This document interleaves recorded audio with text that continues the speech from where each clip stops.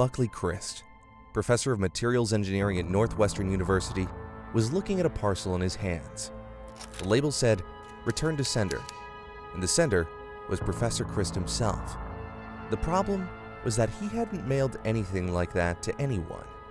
Besides, the package was found in a parking lot at the University of Illinois. Must be a student prank, the man thought. So I cautiously started to unwrap the package, being careful to, quote, preserve evidence. I just got scissors and cut it open fairly carefully, and got to a point where there was a wooden package with a little door, had a chemistry background and involved in hazardous materials, and sometimes they are shipped in similar kinds of boxes and whatnot, but never with a stupid little door.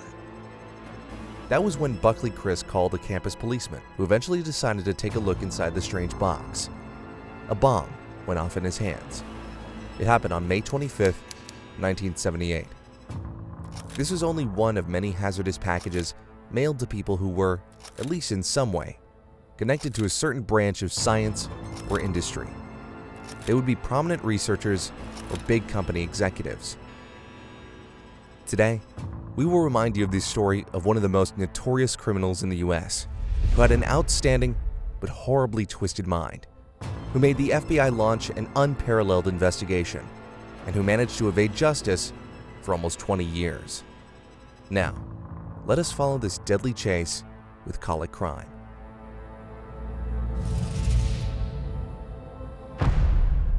About a year after the incident with Professor Christ, the criminal proceeded to strike again. For instance, on November 15th, the passengers aboard American Airlines Flight 444 started to cough. The cabin was filling with acrid smoke as the plane was up in the skies on its way from Chicago to Washington. The pilots safely landed it only half an hour after the takeoff. It turned out that a bomb exploded in the cargo hold. It was fitted with a barometer and had to go off at a certain altitude. Luckily, however, it detonated only partially, and no one sustained serious injuries. 12 passengers were treated for smoke inhalation. But an attack on a plane, that's federal business, so the FBI took the case. The agents brought what was left of the bomb to the laboratory. Someone made it of primitive components, basically scrap materials, but surely refined them. All the elements were placed in a crude wooden box. The FBI soon discovered that the devices found aboard Flight 444, Professor Christ's mail, and another one that detonated at Northwestern University, they all were crafted in a similar way, and by the same person. Therefore, there was a serial bomber on the loose. We knew we were dealing with a disgruntled genius. We just didn't know how smart or how angry he truly was, or how far he'd go. The FBI launched a hunt for the terrorist, Unabomber. This was the identifier coined by the agents, which the media later transformed into the Unabomber. He began his reign of terror almost... the nickname we still use nowadays. The search for the Unabomber grew into the Bureau's vastest investigation and lasted for 17 whole years. And throughout these years, someone was persistently sending deadly packages all over the country while the FBI was doing all forensic analysis possible. But it was not how the Unabomber got finally caught. It would be thanks to a person who paid very close attention to written words. Explosive parcels were addressed to scientists and airline officials. The boxes were found at the U.S. universities. Once, a request was sent along with the lethal surprise. Michigan psychology professor James McConnell was the recipient, and the bomber asked him to review a student's master's thesis. With time, the bombs were becoming more complex and more powerful. These were no mere loud firecrackers sent in the beginning. In 1985, the bomb brought death to a computer store owner in Sacramento. The Unabomber, it seemed, had multiple issues with computer technology. In 1987, a secretary of a computer store in Salt Lake City peeked out the window. She noticed a man in a hood put something on the ground in the parking lot, and then she promptly forgot about the incident. The mysterious man came to her mind only when the store owner returned. He picked up the box, which resulted in a further explosion and severe injury. But the police acquired their first Unabomber sketch that was made with the secretary's help. Since the Salt Lake City incident, the attack stopped. Maybe the Unabomber got scared of being recognized and decided to lie low. Time went by, and there were no explosions or bombs that could have been attributed to the terrorist. The law enforcement hoped the criminal was in prison or dead, and that no one could get any more of these hideous wooden boxes. For 6 years, the Unabomber maintained a stony silence. June 22nd, 1993. The town of Tiburon near San Francisco. It was around noon when the daughter of Dr. Charles Epstein brought a little parcel into their kitchen. Epstein, the geneticist, got home at around 4:30 p.m. First things first, he wanted to see what was in the package. The man came to his senses, lying on his lawn, seriously injured. But that was not the only damage from the surprise parcel. The incident instilled fear in the scientific community of the U.S. The horrible news was spreading like wildfire. The Unabomber was back. But what did the criminal want with the geneticist? Was it the experiments he conducted on animals? Could it be that someone didn't like the genetic counseling services that Dr. Charles Epstein suggested to be provided in the USA? The FBI couldn't pinpoint the motive, but they did try and add to the description of the terrorist. The one fact we're sure of is that he's well known, world famous, and highly regarded, and we're keeping all that in mind. Just in a couple days, another package exploded in the hands of David Gelernter, a computer scientist. Then, there were more packages, more injuries, and, eventually, another death. The search for the Unabomber continued. The FBI accumulated so much data, they had to allot a separate room for it in the laboratories. You see, pretty soon after the first explosions, the Unabomber thought up a signature: FC. These were the letters engraved into the components of many bombs. The FBI cross-referenced thousands of people with the FC initials, but all in vain. The information on the multitude of suspects turned into a giant spider with a swarm of limbs. Robert Graysmith mentions it in his book about the Unabomber, how an FBI showed him heaps and heaps of materials they'd gathered. Look at our database. 50,000 suspects and growing. We're going to nail this. It's only a matter of time. But, as the author states, the agent was possibly just cheering himself up. Were the FBI actually getting closer to the criminal's identity, the list of likely Unabombers would be shrinking, but it only grew. The sheer number of suspects was driving the agents crazy. One trait was very much apparent though. Whoever this person was, they were obsessed with wood. And it was not only about the wooden boxes that the terrorist packed his lethal presence into. During the investigation, the word wood was constantly popping up here and there.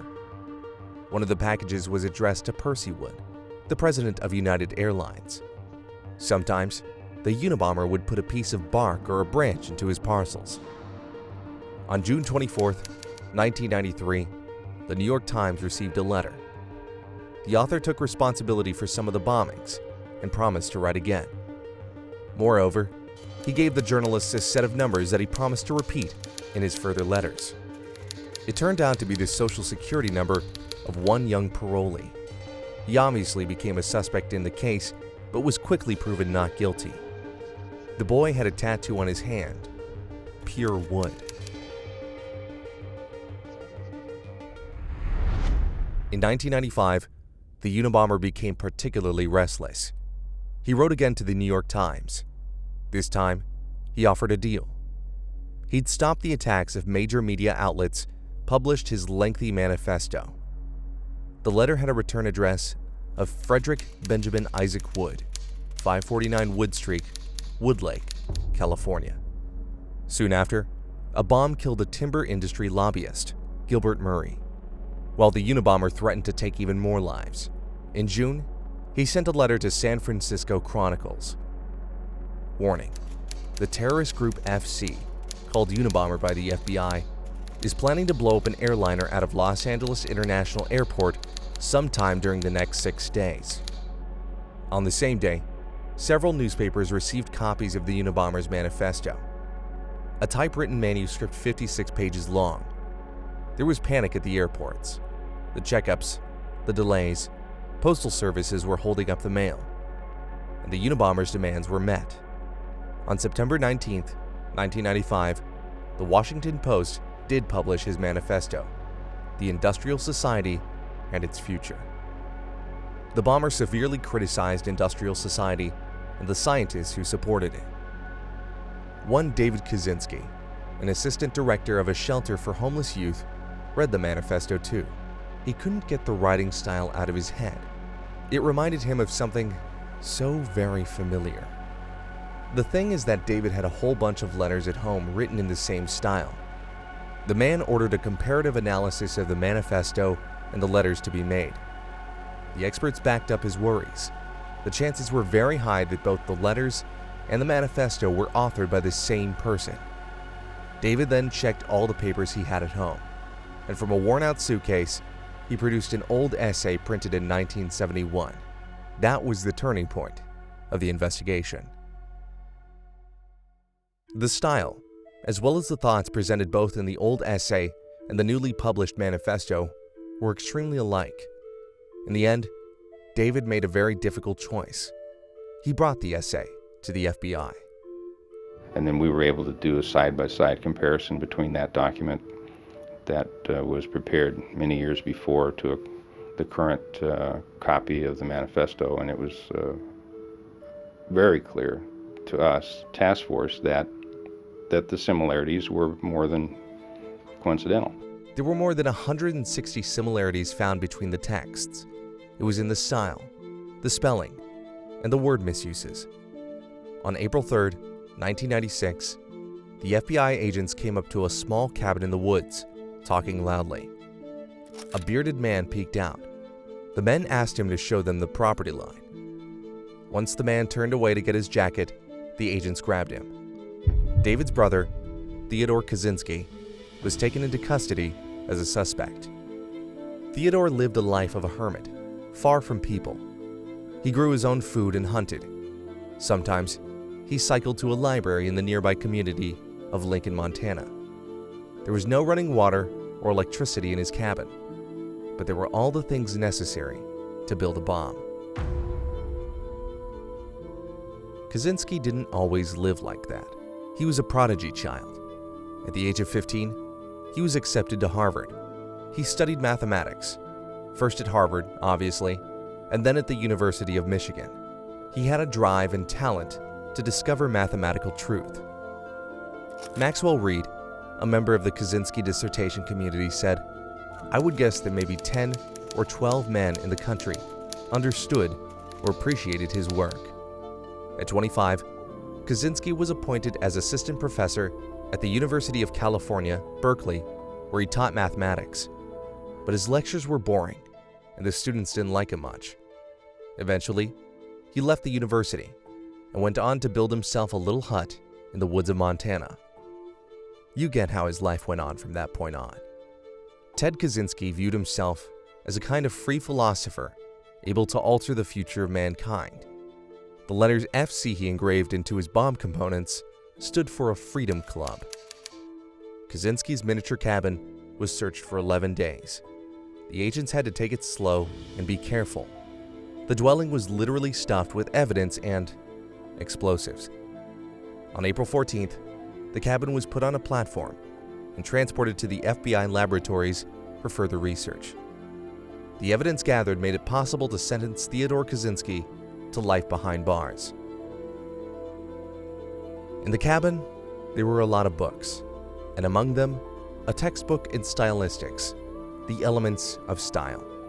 Theodore Kaczynski enjoyed mathematical precision, even in writing. He compulsively corrected both himself and the others. If he saw even minor errors in texts, he'd get irritated and correct the mistakes, writing up lengthy explanations. Currently, the only thing Kaczynski can correct is the FBI's report on his imprisonment. He also used to write multiple letters from his prison cell, and in those letters, he asked for forgiveness. Oh no, not for the killings and the injuries, but for the unpolished style of his writing. But why would he care about writing style and not about his crimes? Tell us what you think in the comments. Like, share, and stay safe.